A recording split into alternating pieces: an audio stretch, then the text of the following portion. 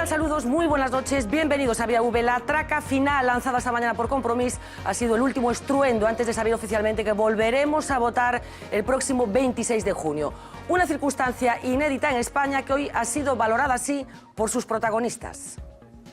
Último intento, in extremis. Ahora ya sí que el final está ahí mismo. Basta de bromas. Estamos abocados, lamentablemente, a unas nuevas elecciones. Que el señor Sánchez ha dicho demasiados noes. Ni puedo ni debo someterme a una nueva investidura.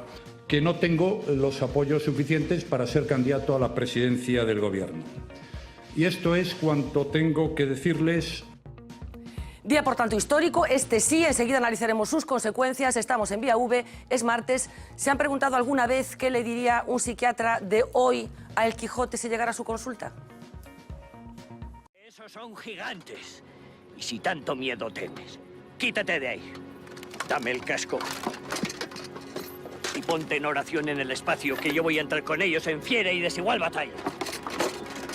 ¡No huyáis, cobardes y viles criaturas! Que un solo caballero es el que os acomete. Mi señora Dulcinea, socorredme en este trance.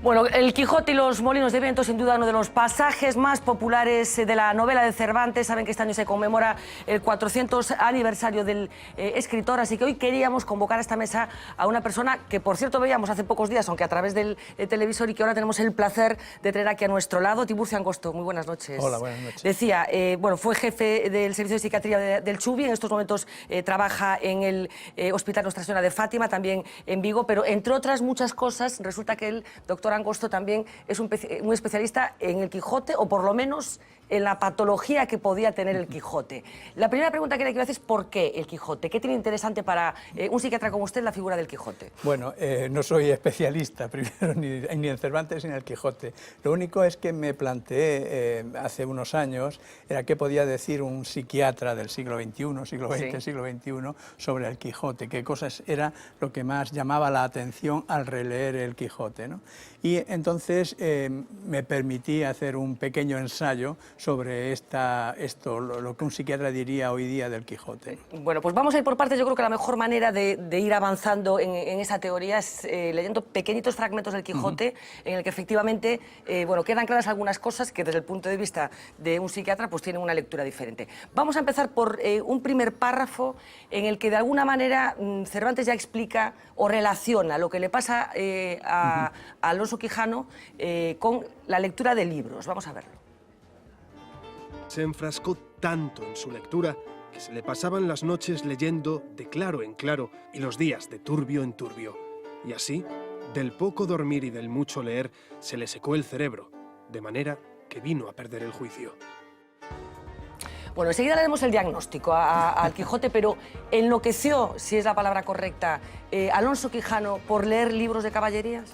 Bueno, en mi opinión no exactamente, no por leer demasiado, ¿no? Aunque parece, Cervantes quiere un poco decir eso, ¿no?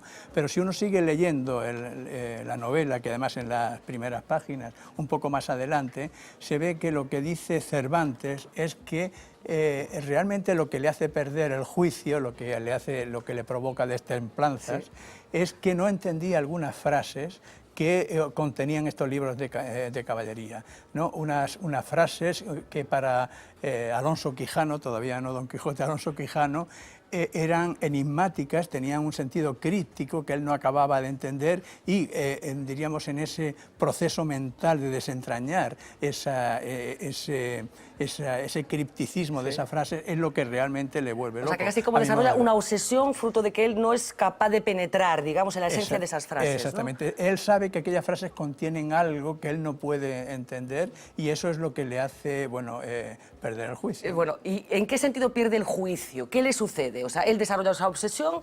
¿Qué pasa en la cabeza de Alonso Quijano hasta que se convierte en el Quijote?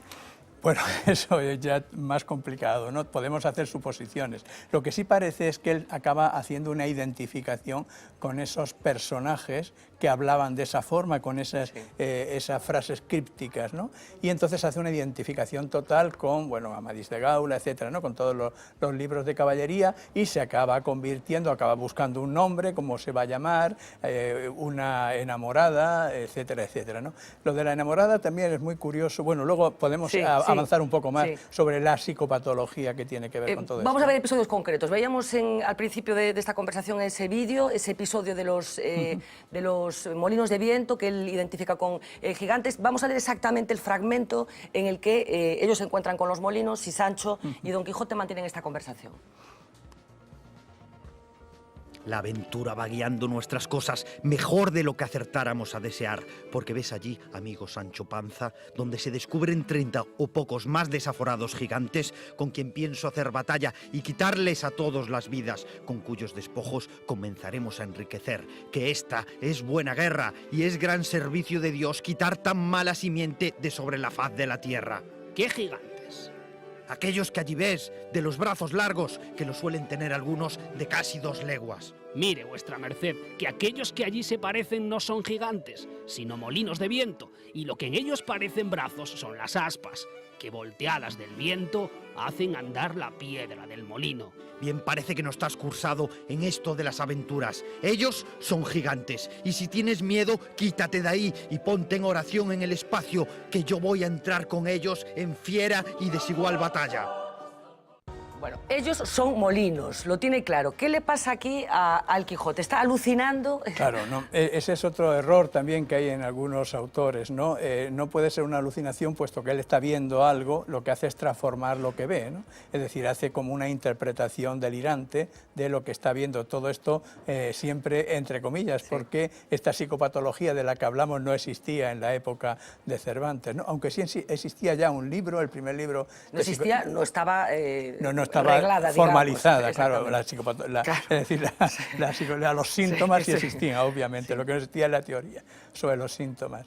Y entonces lo que sí existía, había un libro que se publica unos 30 años antes, que es un libro, el primer libro de psicología que se publica en el mundo, yo creo, y es de un español, de Huarte de San Juan, que él hace como una recopilación de la psicología de la época, y suponemos que Cervantes lo había leído, y de ahí saca un poco todo pensamos, claro. ¿Y habla de estos síntomas en ese libro? ¿Se habla de estos posibles síntomas? Habla sí de las capacidades de los seres humanos en transformar las visiones, las cosas, etcétera. Qué curioso.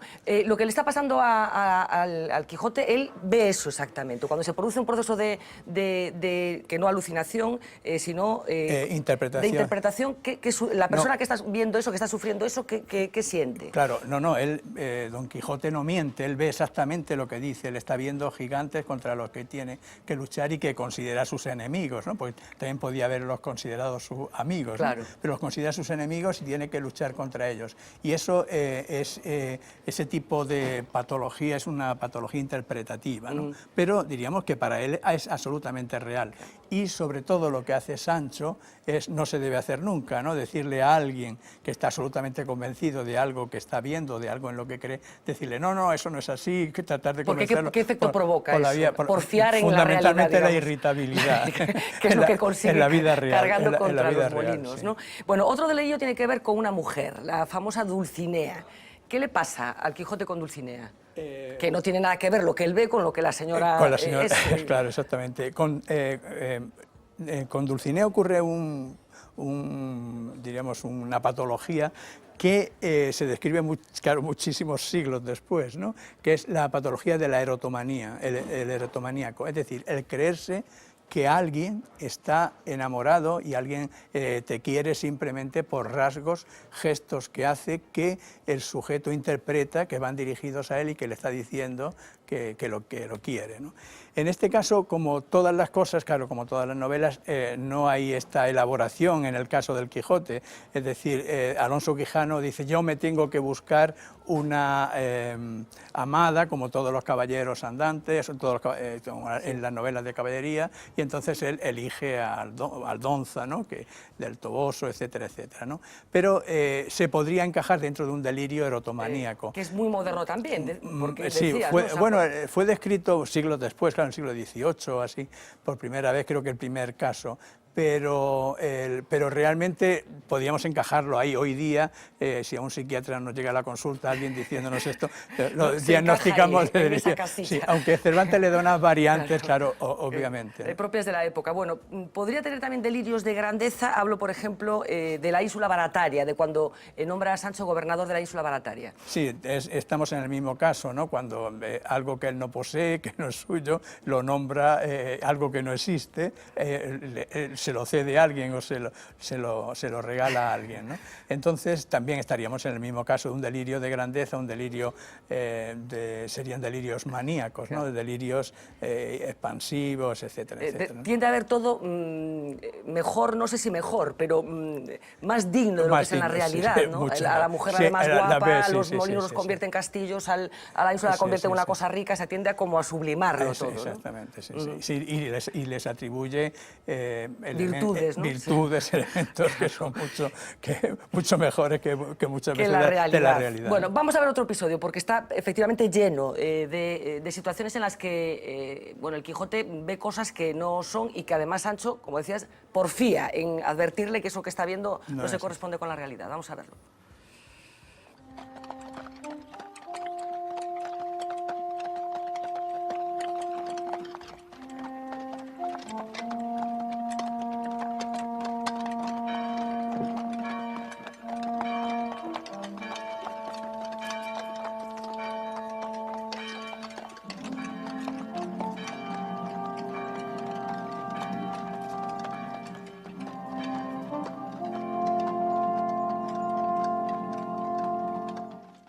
Yo ya no soy Don Quijote de la Mancha, sino Alonso Quijano, a quien mis costumbres me dieron renombre de bueno. Ya soy enemigo de Amadís de Gaula y de toda la infinita caterva de su linaje. Ya me son odiosas todas las historias profanas de la andante caballería. Ya conozco mi necedad y el peligro en que me pusieron haberlas leído. Ya por misericordia de Dios, escarmentado en cabeza propia, las abomino.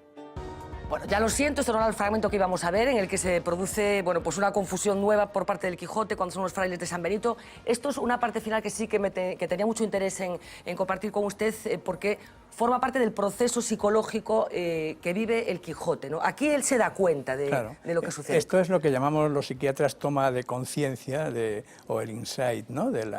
Tomar conciencia de la enfermedad, de lo que ha pasado, ¿no? de lo que hemos hecho.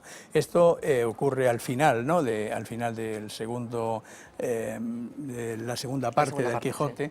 Sí. Y aquí hay un aspecto que me gustaría reseñar, ¿no? Y es que el Quijote de Avellaneda, el Quijote apócrifo, es lo convierte realmente en un loco alegre, oficial, sí, y sobre todo es más una novela de cuentos de locos, de avatares que le ocurren a los locos. De hecho, lo acaba ingresando en el manicomio de Toledo. Pero resulta que Cervantes decide no ingresarlo, no sabemos si como reacción ante el de Avellaneda, porque la segunda parte se publica después, o bien por otra cosa, que es la que yo creo, yo creo que lo hace por una especie de coherencia clínica, ¿no? No olvidemos que Cervantes, su padre era médico, no solo era médico, sino que había estudiado en la misma universidad y había sido medio compañero de Huarte de San Juan, el que había escrito el libro aquel, ¿no?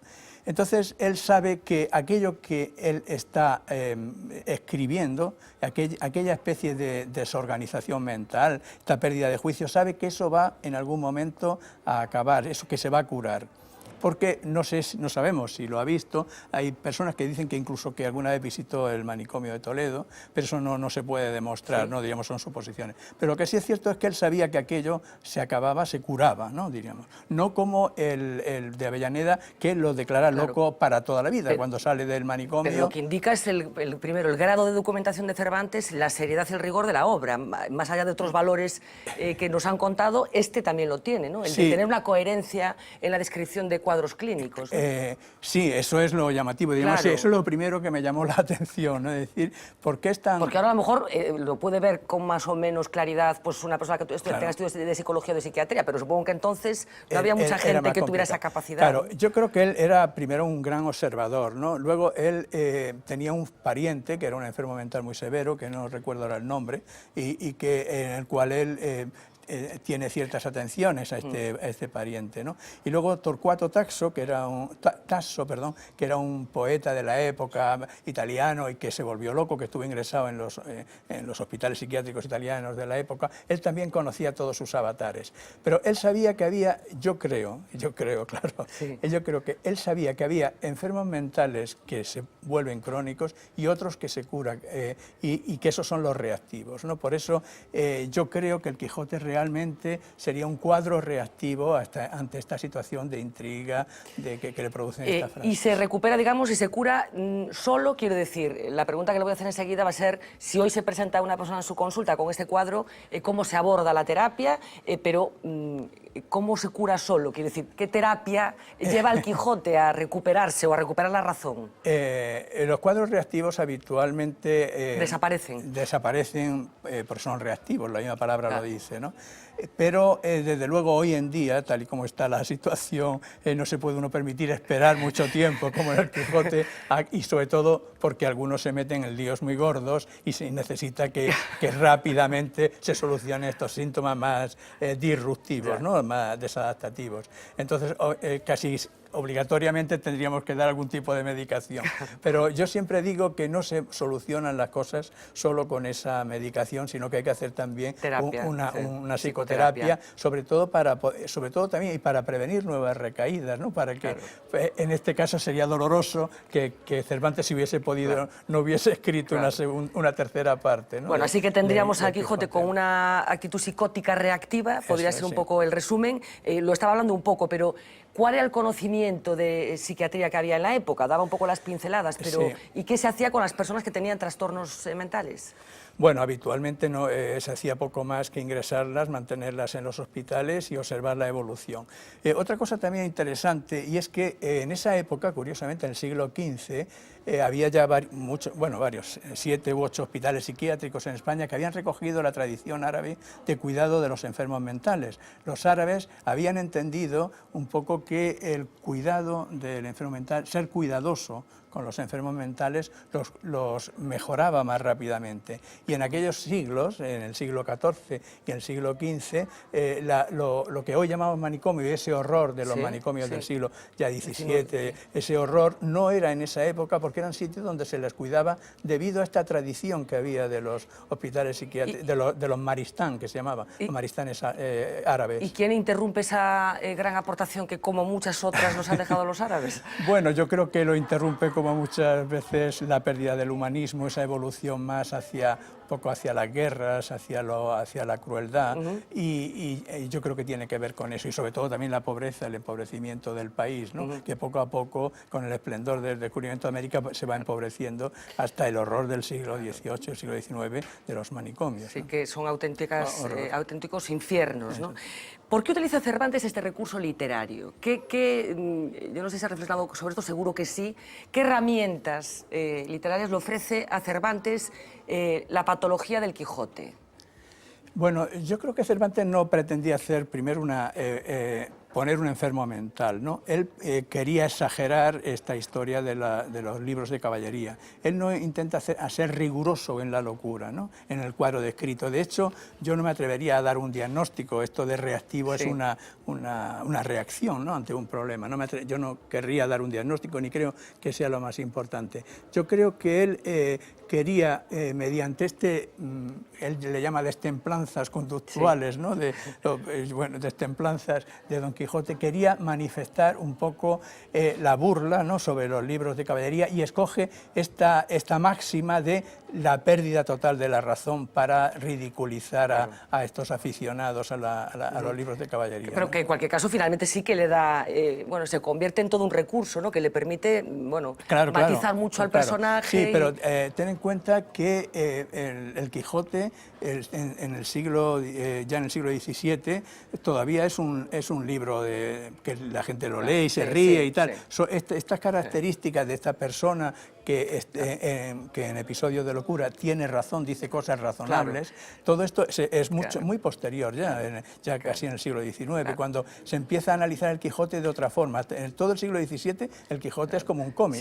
Sí, no había esa entrada en el Quijote casi reverencial que tuvimos después. Lógicamente le voy a preguntar antes de acabar si estaba loco o cuerdo, estas cosas que forman parte también de la esencia de lo que es el Quijote, pero déjeme, porque a raíz de su trabajo y a raíz de este diagnóstico o de esta aproximación clínica a la figura del Quijote, nos hemos planteado que las patologías relacionadas con la mente, bueno, pues son un gran nutriente para argumentos tanto de la literatura como del cine, sobre todo del cine en los últimos años. Así que hemos hecho un pequeñísimo recorrido por grandes personajes del cine que tienen algún tipo de trastorno. Vamos a verlo.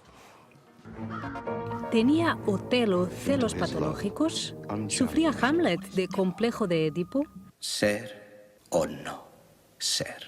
Esa es la cuestión. ¿Era Sherlock Holmes un neurótico obsesivo? ¿Y de qué padecía Madame Bovary?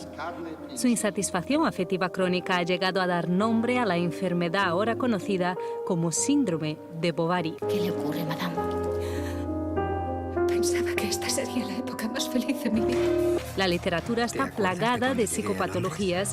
Tenías las dos únicas cosas que merecen la pena: belleza y juventud. Y también lo está el cine. Cuando hablamos de trastorno obsesivo-compulsivo, recordamos el personaje de Melvin en Mejor Imposible. 3 huevos bien pasados, 2 salchichas, 6 lonchas de bacon con patatas. De la misma enfermedad pudo padecer Howard Hughes, el aviador.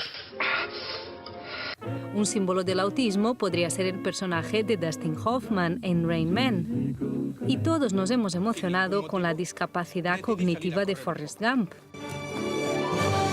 Corrí hasta el final del camino y cuando llegué allí pensé que podía correr hasta el final del pueblo.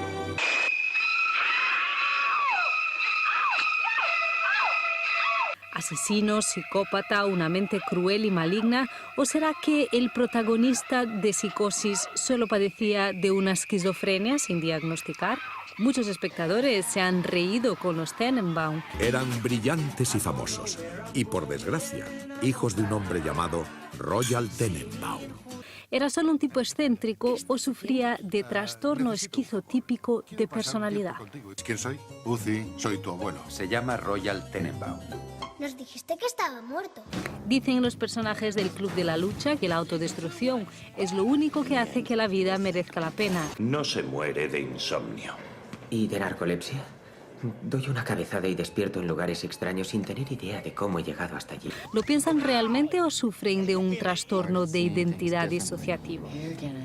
Bipolaridad, paranoia, trastornos amnésicos, de personalidad múltiple o hiperactividad.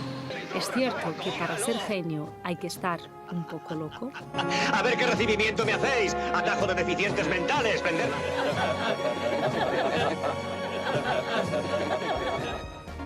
Bueno, Alguien por los sobrinos del Cuco, una de las películas que yo creo que más contribuyó a fijar esa imagen de los manicomios como sitios terribles que trataban a los seres humanos como animales y en los que no había ninguna consideración digna de ser rescatada, ¿no? Es todo un recurso, los trastornos mentales, ¿no? Para el cine, para la literatura. ¿Por qué? Bueno, no sabría decirlo. Yo creo que es que... Yo no sé si crean personajes interesantes, sí, atractivos claro, torturados, claro, atormentados, etcétera, ¿no? No obstante, el cine no ha sido muy beneficioso con los psiquiatras, ¿no? Hay algunas películas que nos han hecho mucho daño, Alguien voló sobre el nido del cuco, Psicosis, etcétera. A los psiquiatras y a los enfermos mentales, ¿no? Porque en algunos casos los ponen como terriblemente agresivos, cosa que no es cierta, ¿no? Y ya lo dijeron el otro día en el coloquio aquí, ¿no? Que eso no son ni más ni menos violentos que el resto de las personas, ¿no?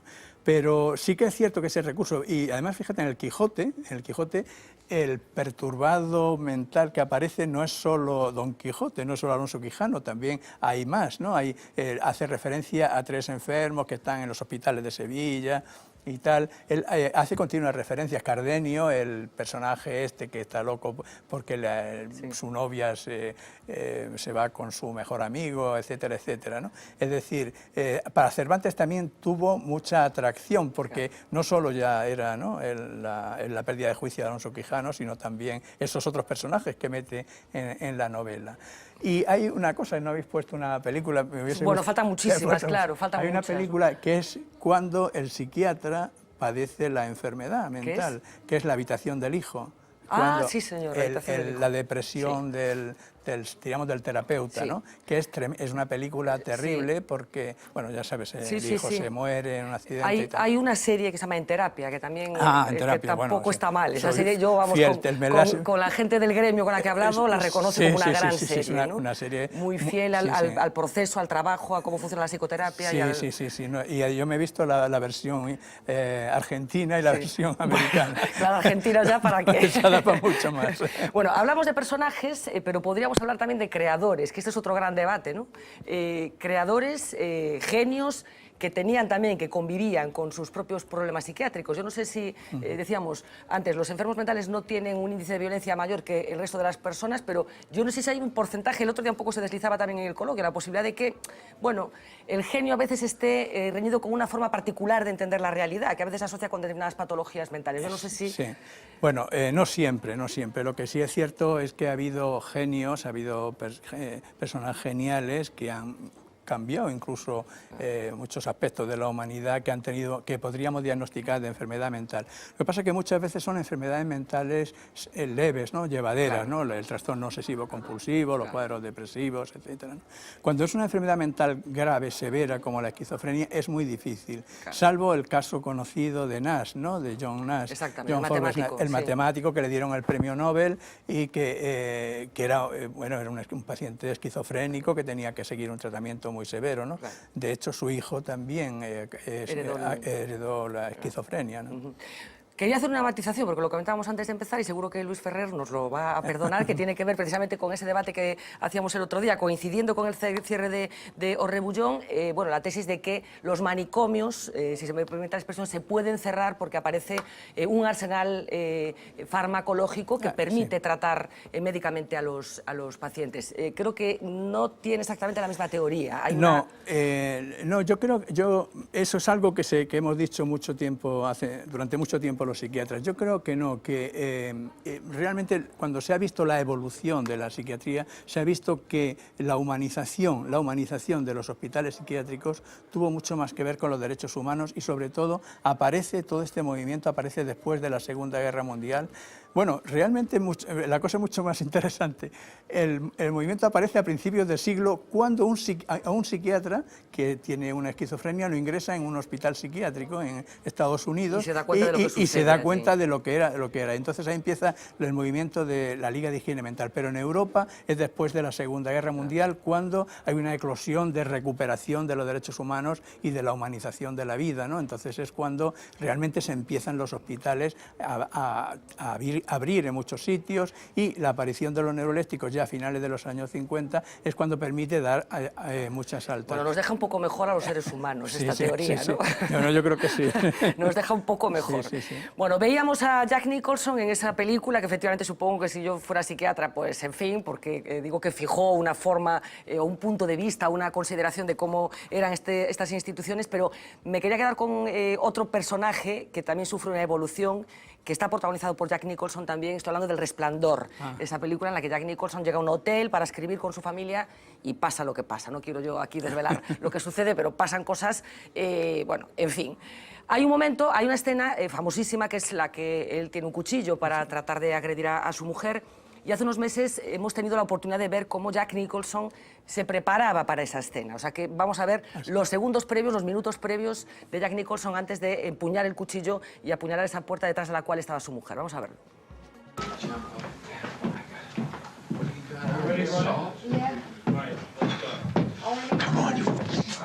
Come on, Dad. Come on. Well, why for Shelley? Right,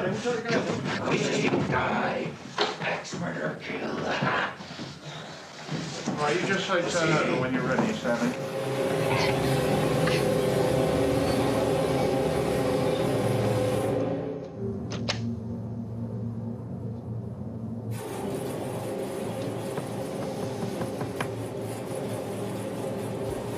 Bueno, un vídeo muy curioso que es como Sí, sí. Jack Nicholson preparó esa escena, cómo se metía en el papel de Jack Torrance, que no sé qué tipo de trastorno podía tener Jack Torrance. Sí, también es difícil de diagnosticar. Bueno, realmente sería un episodio psicótico, ¿no? Por toda esta que hay entre las vivencias pasadas y las de él, toda esta confusión que hace, y sobre todo por esa violencia inespecífica a las personas que quiere, ¿no?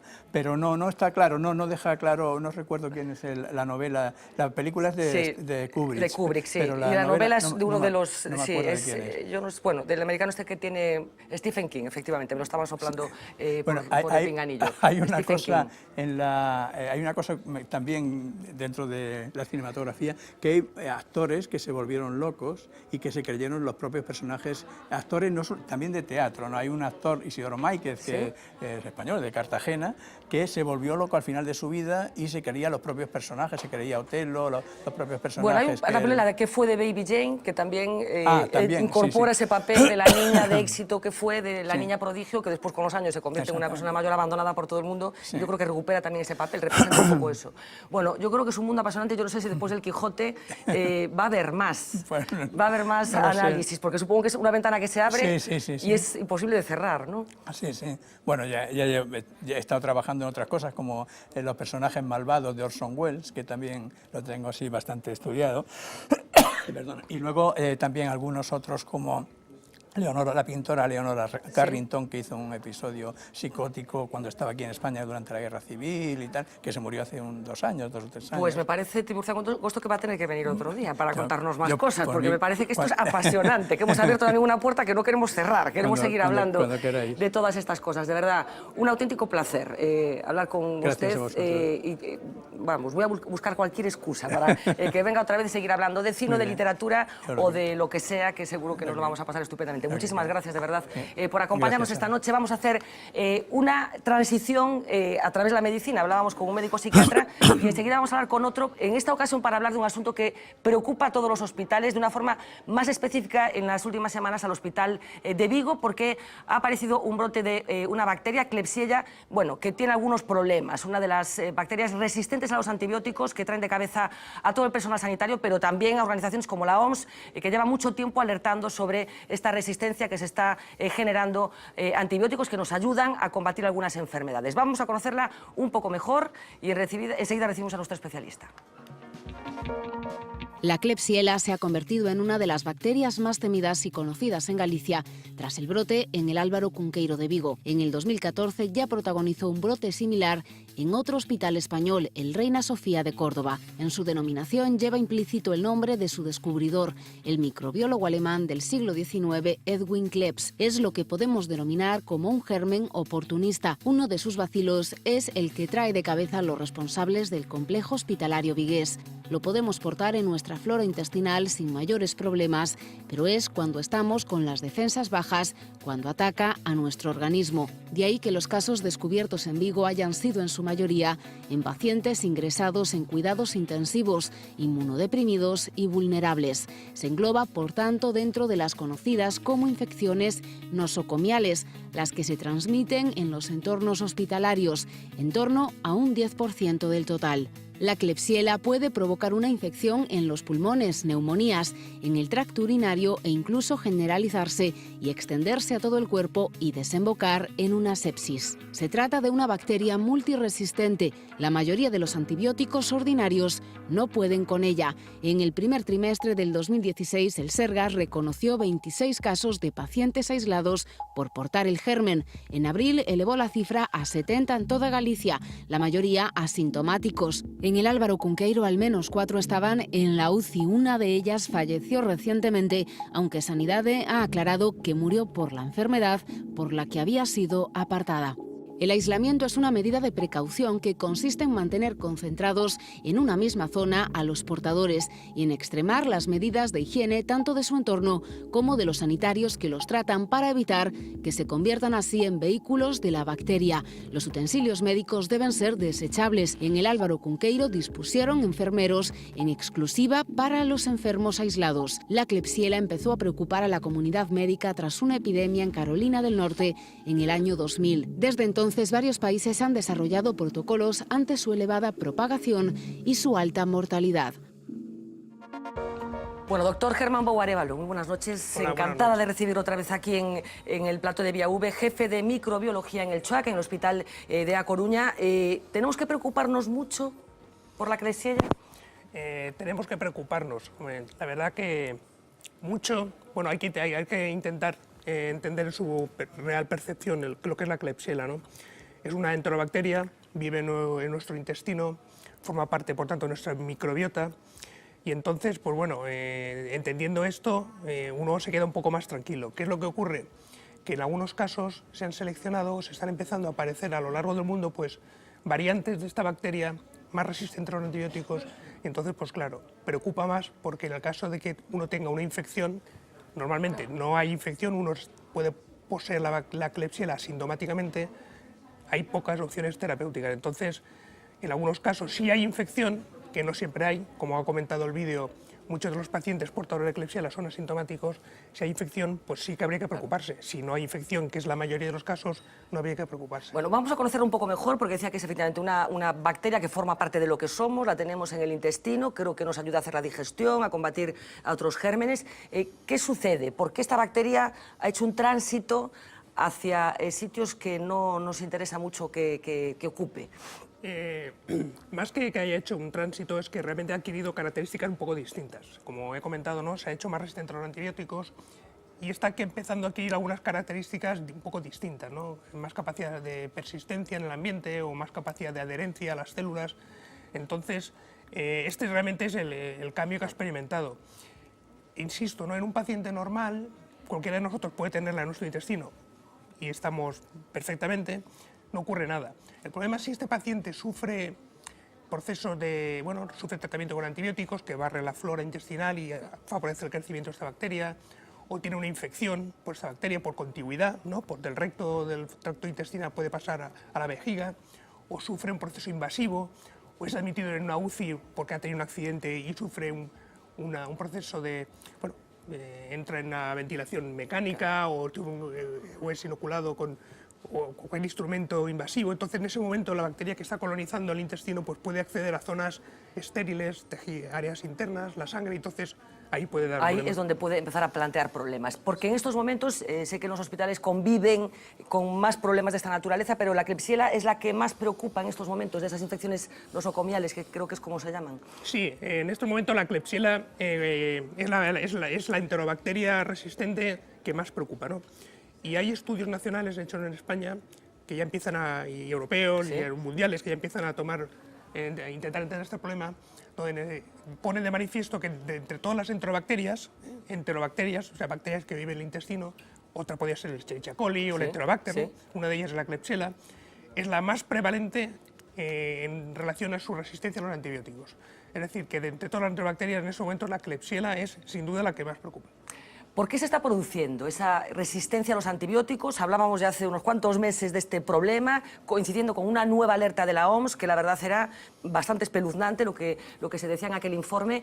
Insisto, ¿qué está pasando? ¿Es algo que tiene que ver con el mal uso que estamos haciendo de los antibióticos o no solo? Efectivamente, la OMS hace un par de años, y estuvimos aquí discutiendo en aquel momento, ya alertaba cuando hizo aquel análisis prospectivo de prevalencia mundial de gérmenes, cogía unos cuantos microorganismos, si recuerda, y analizaba qué pasaba con algunos antibióticos, y ya decía que 2 de cada 6 zonas del mundo que se habían sido analizadas, 2 de cada 6 tenían resistencia a los carbapenémicos, que es uno de los antibióticos de amplia elección, ¿no? Entonces, lo que ha pasado es que es un fenómeno de selección natural, o sea, no es un fenómeno que el hombre influye en el sentido sí, pero de que... parece como que esto me interesa que se aclare mucho, porque parece como que nos penaliza mucho por la forma que tenemos de consumir los antibióticos, ¿no? Sí, yo creo sin duda que ha habido una relación entre el uso de carbaperémicos, el imipenem y el meropenem, antibióticos de uso clínico hospitalario, en la década pasada para tratar algunas bacterias resistentes, que en aquel momento eran sensibles a estos antibióticos. Se usó estos antibióticos para combatir las bacterias precedentes y ha seleccionado en un paso posterior las bacterias resistentes a estos antibióticos. Adquieren material genético externo, simplemente, y poseen genes que cortan, son enzimas que llaman enzimas, proteínas, que degradan los antibióticos y los hacen resistentes por transferencia horizontal. Las bacterias se los comunican y se lo transfieren de una manera horizontal, una al lado de la otra. La alerta famosa de la OMS sirvió para algo, quiero decir, ¿estamos mejor que entonces? Porque en aquella conversación yo recuerdo que, bueno, fue bastante claro, es decir, ojo, que tenemos un problema con este asunto que tenemos que tener claro y no minimizar. ¿Cómo estamos hoy? Yo creo que se están haciendo cosas al respecto, lo que pasa es que combatir el tema de la resistencia es muy complicado, ¿no? Porque es algo inherente a la vida, ¿no? Ya hablábamos de eso hace un par de años aquí, ¿no? No se puede evitar, se puede minimizar, ¿no? Entonces, yo creo que aquello sirvió. De hecho, el Ministerio creó el Plan Nacional de Resistencia a los Antibióticos, donde se pretende generar una serie de medidas de control. Yo creo que si la Comunidad de Madrid, por ejemplo, ha establecido que las enterobacterias productoras de Canoperemasa sean una enfermedad de declaración obligatoria para así realmente contabilizar los casos y conocer la prevalencia real de casos. Es decir, que yo creo que sí ha generado alertas y actuaciones por parte de la Administración en relación al control. Pero una vez más, pues bueno... La dimensión del problema supongo que complica atajarlo también, ¿no? Sí. Sí. Bueno, hablamos de infecciones hospitalarias, pero esto de los antibióticos tiene otro problema con enfermedades, por ejemplo, como la hepatitis, ¿no? O sea, cepas que se vuelven más resistentes a los antibióticos. ¿Se han complicado enfermedades, bueno, sobre las que había ya un cierto control como consecuencia de esta resistencia a los antibióticos? Claro, cuando una bacteria es resistente a los antibióticos, el pronóstico es peor. Entonces, cuando hay una infección por una bacteria resistente, el pronóstico es peor. Yo creo que eso está constatado en publicaciones y está evidenciado. Lo que ocurre con las enterobacterias, con los virus un poco distinto, responden habitualmente mucho mejor a los fármacos. Con las bacterias, por el mayor uso de antibióticos, el enfermo de la resistencia cada vez adquiere mayor preocupación y efectivamente, cuando hay una infección, cuando la hay, insisto en este concepto, porque la gente puede pensar cuando hay enterobacterias, la Klebsiella, no voy a este hospital, porque, es decir, la mayoría de los casos son pacientes asintomáticos, portadores asintomáticos, colonizantes, es decir, en el intestino está la Klebsiella y no da ninguna infección, entre un 1 por 5% de la población sana de la calle tiene Klebsiella o tendría enterobacterias resistentes en su intestino. Es decir, son cosas que hay que tener en cuenta porque si no uno piensa que el problema Claro, que es una cosa como extraordinaria. En una entrevista que le hacía hace unos pocos días mi compañero Ángel Paniagua en Vigo, un compañero suyo del hospital, decía siempre vamos a tener Klebsiella, hay que aprender a convivir con ella, es un poco esto, ¿no? Sí. Entonces, insisto, es un problema global, ¿no? Lo que estamos viendo ahora nosotros en Galicia y en general en España es un problema global. Estados Unidos, cuando analizó en una década del 2001 al 2011 que había pasado, vieron un incremento en la tasa de Klebsiella resistente a carbapenémicos del 1 al 11%. En Europa ya en el 2010, viendo un poco lo que se les venía, se creó un comité de expertos que de alguna manera empezaron a ver el problema. Cuando 3 años más tarde analizaron qué había pasado, vieron que 17 de 31 países de la Unión Europea habían empeorado su estado epidemiológico respecto a las enterobacterias, ¿no? Y en España, en el 2009, no teníamos casi enterobacterias con carbapenemasas, este mecanismo de resistencia, y en el 2013 ya están prácticamente en todo el país. Bueno, hablábamos de Klebsiella, hablamos de resistencia a los antibióticos, están muchas cosas contadas ya, pero vamos a ver en este pequeño vídeo que ha preparado Mila Méndez esto de lo que estamos hablando, esa resistencia a los antibióticos que tanto preocupa a organismos como la OMS y a médicos como el Dr. Bow. El descubrimiento de los antibióticos revolucionó la medicina, pero ya en 1945, cuando Fleming recibió el Nobel por crear uno de los más populares, la penicilina, advirtió del riesgo. El mal uso y el abuso de los mismos podía desencadenar el efecto contrario, hacer más fuertes a las bacterias. La OMS lo ha constatado, estamos en la era posantibiótica. Neumococos que provocan infecciones respiratorias graves o la meningitis, resistentes a los medicamentos, casos en los que la bacteria culpable de la tuberculosis no responde a los fármacos. En Francia, Noruega, Canadá o Austria se han dado situaciones en las que los antibióticos de tercera generación, los más sofisticados, no pueden con la gonorrea. La OMS advierte, dolencias menores y comunes como las infecciones urinarias o las gastrointestinales pueden convertirse en crónicas graves e incluso mortales. En los 80, cuando comenzó a generalizarse su comercialización, la resistencia a ellos era prácticamente nula. El exceso de recetas, la automedicación y su empleo por parte de la industria agroalimentaria para engorde del ganado han disminuido sus efectos. Gracias a ellos, la peste bubónica, la sífilis, la tuberculosis o la lepra dejaron de matar a millones de personas, pero su escudo protector se debilita mientras se siguen desarrollando nuevas fórmulas que permitan seguir yendo un paso por delante de estos microscópicos ejércitos. Bueno, la sustancia de esa alerta que hacía pública la OMS y que tanto nos asustó un poco a todos y que tiene que ver con esas cosas que Mila comentaba, enfermedades que pensábamos más o menos dominadas y que están reapareciendo con una virulencia fruto de esta resistencia a los antibióticos. Me gustaría hacer un pequeño apunte histórico, usted como experto, como persona que se dedica a esto, bueno, ¿qué significó la aparición de la penicilina en la medicina? O sea, ¿es la gran revolución realmente del siglo XX? Para mí, como microbiólogo y desde luego como clínico y ver pacientes, yo creo que ha sido un descubrimiento absolutamente brutal. Ha sido de darse cuenta que las tasas de mortalidad por bacteriemia, por estafilococos, eran altísimas, más del 90%, y de repente sale la penicilina y cae la mortalidad de una manera drástica. Es el equivalente a cánceres muy mortíferos en la actualidad, como el páncreas, ¿no? Que, por ejemplo, por citar un ejemplo, que alguien de repente te dice que no, que a partir de ahora se va a la cura, ¿no? Imagínese el impacto que generó en aquel momento. Sin duda ha sido fue un descubrimiento genial, pero que hemos visto que tenía efectos secundarios, que a lo mejor no se hizo sabiendo lo que a lo mejor habría que haberlo hecho de otra manera. No sé si nos equivocamos en el camino. No, sí, que cuando sale la penicilina, pocos años después sale publicado un trabajo en Nature, en Nature, que dice un enzima bacteriano capaz de destruir penicilina, a los pocos años. Que ahí ya se vio el principio de acción-reacción de la biología, ¿no? Los microorganismos reaccionan rápidamente, se seleccionan para sobrevivir a aquello que les mata.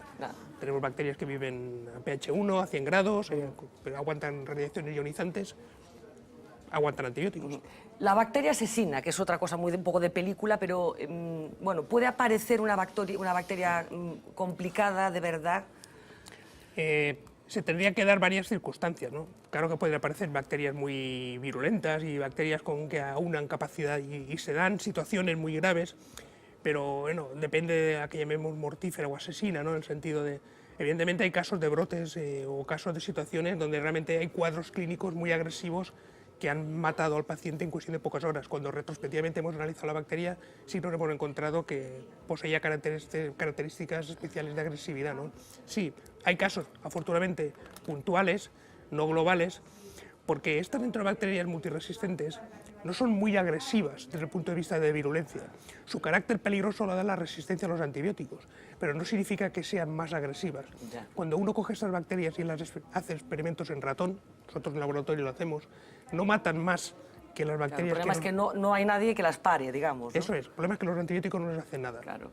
De las cosas que tienen que ver con bacterias, ¿qué es lo que más le ha preocupado a usted en los últimos tiempos? A mí una cosa que me preocupa muchísimo es lo que está pasando ahora. En este momento yo creo que las enterobacterias productoras de carbapenemasas, que se llama EPC, las siglas, son el siguiente eslabón en la cadena que hemos estado visualizando en los últimos años. Realmente creo que va a complicar la vida de los tratamientos futuros, ¿no? Porque son bacterias que no están solo en los hospitales, ¿no? Es un concepto erróneo, ¿no? Pensar que es que están en los hospitales. Claro. Nosotros recibimos muestras en el hospital de pacientes de centros de salud que cuando indagamos en su historia clínica no han pisado un hospital en los últimos años y vienen con una infección, una muestra con una infección urinaria con una Klebsiella. Entonces, ese paciente ha adquirido la Klebsiella fuera del hospital, ¿no?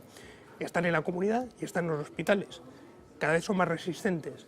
La epidemiología no está clara. ¿Dónde están? ¿Dónde habitan? Aún no se ha aclarado del todo. Y van a ir evolucionando quizá paulatinamente un poco a peor, no en el sentido peor desde el punto de vista del ser humano, ¿no? A mí es una cosa que me preocupa En estos momentos, bueno, yo creo que su carácter poco agresivo, que eso hay que notificarlo, son poco agresivas, nos permite controlarlo y, como digo, más del 95% de los casos son colonizaciones, no hay infección.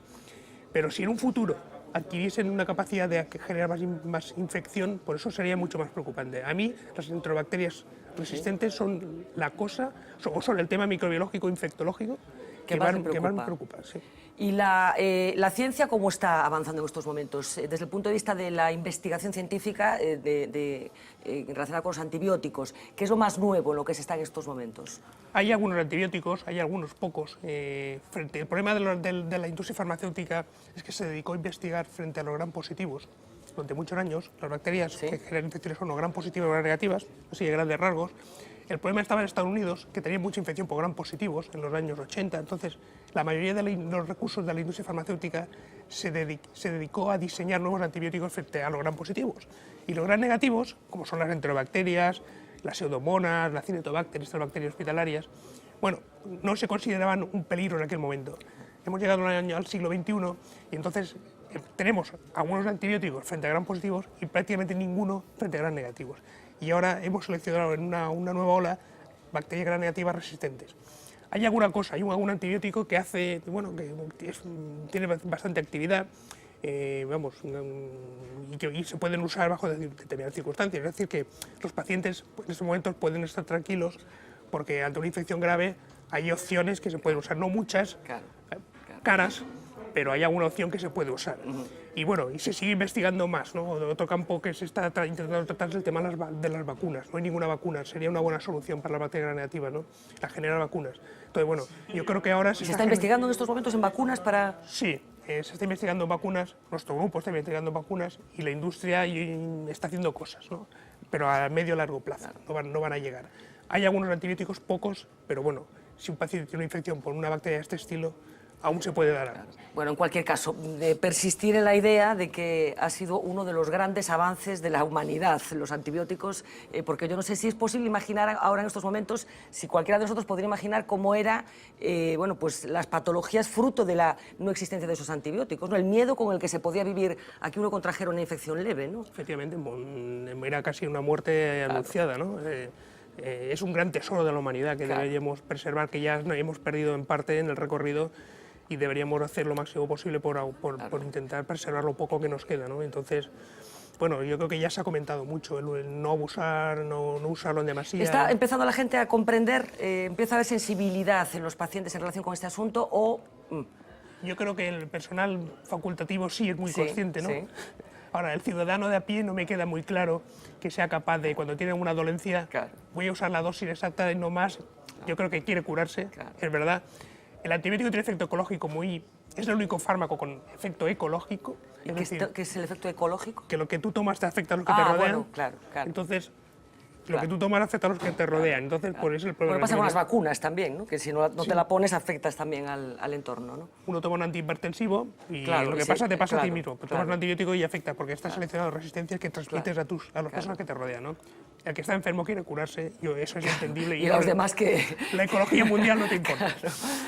Pues de verdad, un auténtico placer. Germán Bou Arévalo, una noche más, por aclararnos cosas que tienen que ver con, bueno, con lo que vivimos, con alertas que saltan cada día y por los avances de la medicina, que también hay que reconocerlos. De verdad, muchísimas gracias, un auténtico placer. A vosotros por la invitación. Vamos a hacer una pausa publicitaria, enseguida regresamos. Como saben, muchísimas cosas que comentar en una jornada en la que definitivamente se ha cerrado la puerta a la posibilidad de un acuerdo, así que vayan preparando las papeletas porque el próximo 26 de junio serán llamados nuevamente a votar. Enseguida volvemos.